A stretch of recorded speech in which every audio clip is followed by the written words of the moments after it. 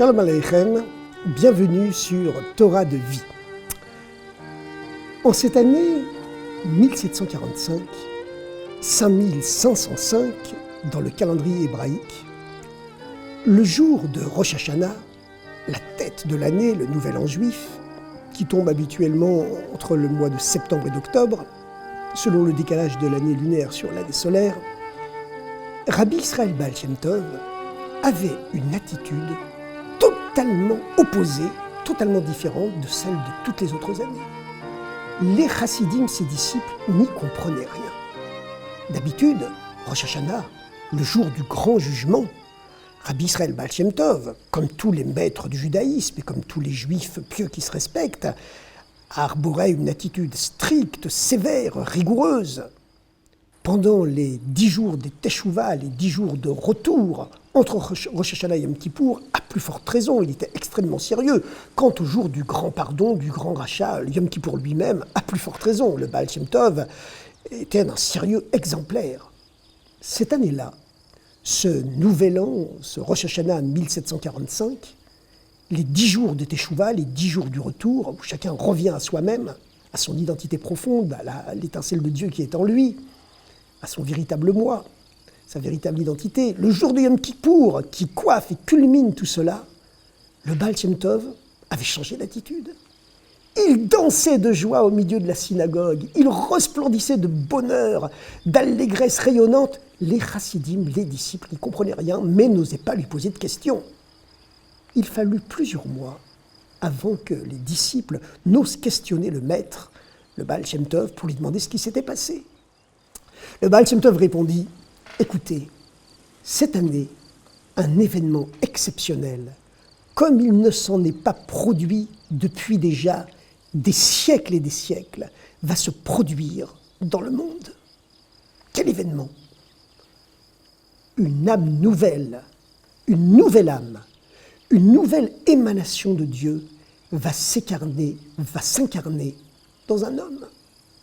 Or, nous savons que depuis la Kabbalah, et Rabbi Israël Baal Shem Tov était un éminent maître de cette science des secrets de la Torah, la Kabbale, nous savons, d'après la Kabbalah, que depuis déjà plusieurs siècles, aucune âme nouvelle n'est descendue.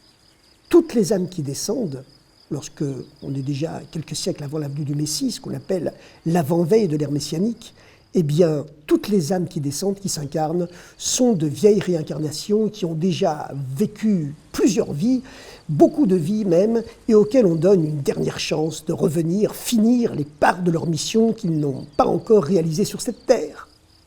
Mais cette année, dit le Baal Shem Tov, un événement exceptionnel a été décidé dans le tribunal du ciel.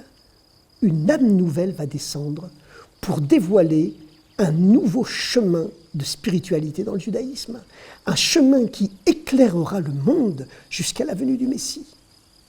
Le Baal Shem Tov continua. Normalement, lorsqu'une âme prépare sa descente sur la terre, on lui donne une année entière de préparation. Mais quand il s'agit d'une âme nouvelle, et une âme nouvelle en cette année 1745, cela fait déjà des siècles qu'il n'en est pas descendu une seule, on lui donne 3 années de préparation.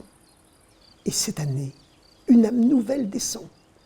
Je ne sais pas pourquoi, dit le Baal Shem Tov, notre génération a mérité de recevoir un tel cadeau, un nouveau chemin qui va s'ouvrir dans la compréhension de la pratique de la Torah et des mitzvot, car cette âme nouvelle, justement, est destinée à ouvrir un nouveau chemin dans la pratique du judaïsme, dans la spiritualité humaine. Mais c'est ainsi, nous l'avons mérité. Par contre, continua le Baal Shem Tov, on me cache du ciel chez qui descendra cette âme, dans quelle famille elle descendra. Les mois passèrent.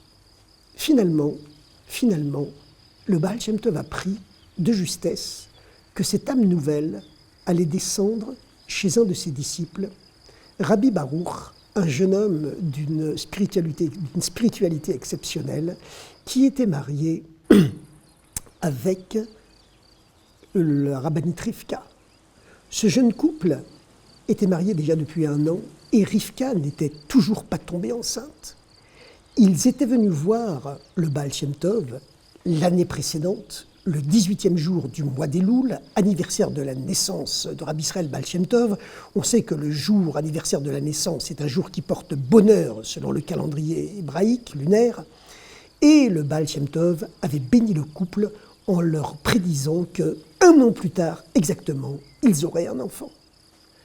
La rabbinite Rivka avait tout de suite commencé une nouvelle façon de vivre, un nouveau seder, un nouvel emploi du temps, en priant et en étudiant beaucoup plus que d'habitude, puisqu'on sait, comme la science l'a découvert aujourd'hui, que tout ce qu'une mère ressent lorsqu'elle est enceinte, eh bien, le fœtus dans son ventre le ressent également.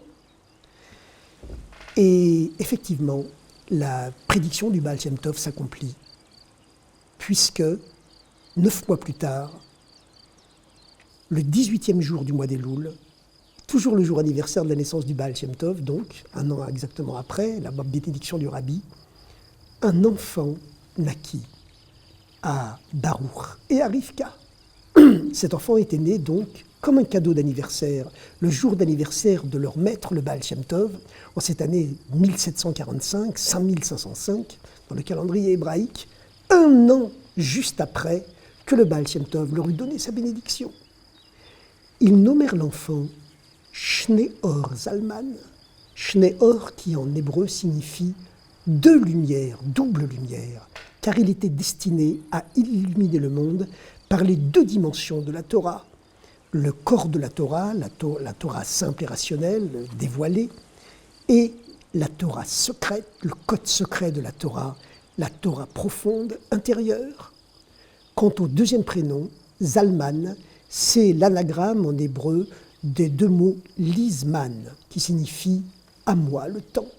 C'est-à-dire que ces deux lumières, ces doubles lumières qui viennent du monde de l'au-delà du temps, étaient descendues sur terre pour éclairer justement par ces deux dimensions de la Torah simple et la Torah secrète, eh bien pour illuminer l'espace-temps, le monde qui lui est sous la domination du temps. L'enfant grandit, mais quelque chose de bouleversant se passa à ce moment-là. Rabbi Israël Baal Shem Tov, qui brûlait de désir de rencontrer cette âme nouvelle, reçut l'interdiction du tribunal céleste de rencontrer l'enfant. En effet, cet enfant, qui était donc une âme nouvelle, devait rester vierge de toute influence extérieure. Or, tout celui sur qui le Baal Shem Tov avait posé ses mains recevait l'influence du Baal Shem Tov et ne pouvait plus jamais, entre guillemets, s'en débarrasser.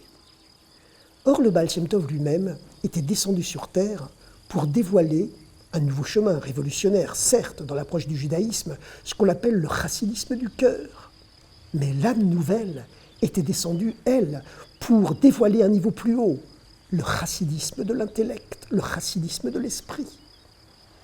Comme Moïse, quelques milliers d'années auparavant, avait effectivement pu libérer les Juifs d'Égypte parce qu'il était encore supérieur à ses ancêtres, les trois patriarches, Abraham, Isaac et Jacob, Abraham, Yitzhak et Yaakov, qui, eux, étaient les maîtres du service du cœur, alors que lui, Moïse, était le maître du service de Dieu, de l'intellect, de l'esprit. Telle était la différence, réactualisée quelques milliers d'années plus tard, entre Rabbi Israël Baal Shem Tov et la nouvelle grande âme qui venait de s'incarner. Du ciel, Rabbi Israël Baal Shem Tov reçut donc une interdiction totale de rencontrer cet enfant pour ne jamais l'influencer. La seule fois de sa vie où il le rencontra, ce fut lorsque Shneor Zalman avait l'âge de 3 ans. Ce jour-là, la mère du futur rabbi, Rivka, accompagnée d'une tante de l'enfant, partirent en carrosse dans la forêt. À un moment donné, le carrosse s'arrêta et un autre carrosse arriva à leur rencontre. Un homme descendit du carrosse. C'était Rabbi Israël Baal Shem Tov, déjà âgé, avec une barbe blanchissante, entouré de 2 chassidim. Le Baal Shem Tov, sans un mot, prit une paire de ciseaux, saisit une mèche de cheveux de l'enfant, selon la coutume juive, qui veut qu'on ne coupe jamais les cheveux de l'enfant avant l'âge de 3 ans, mais que ce jour-là, effectivement, on les lui coupe, en lui laissant seulement les péotes, les coins des cheveux autour des oreilles, et le Baal Shem Tov coupa une mèche des cheveux de l'enfant. sans dire un mot, il retourna dans son carrosse et disparut.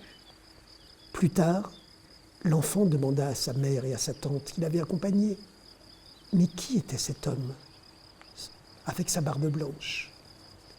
Sa mère lui répondit « C'était le grand-père. » Et toute sa vie, Rabbi Israël Baal Shem Tov fut considéré par Shneur Zalman comme son grand-père. L'enfant grandit et le Baal Shem Tov quitta ce monde. Le jour où il quitta ce monde, il confia à ses plus proches disciples « Depuis que l'âme nouvelle est descendue sur terre, ma vie tout entière est devenue un sacrifice. Chaque jour, j'ai brûlé du désir de rencontrer cette âme nouvelle qui était capable de m'illuminer davantage.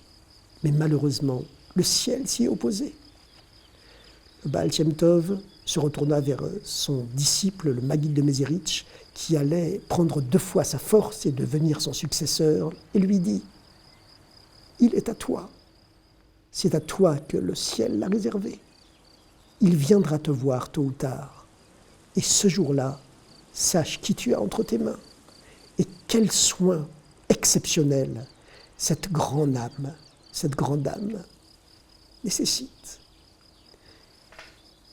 Il était minuit, le Baal Shem Tov avait annoncé que, à cet instant fatidique de minuit, son âme quitterait ce monde et qu'à ce moment-là, toutes les horloges de la maison s'arrêteraient. C'est ce qui se passa.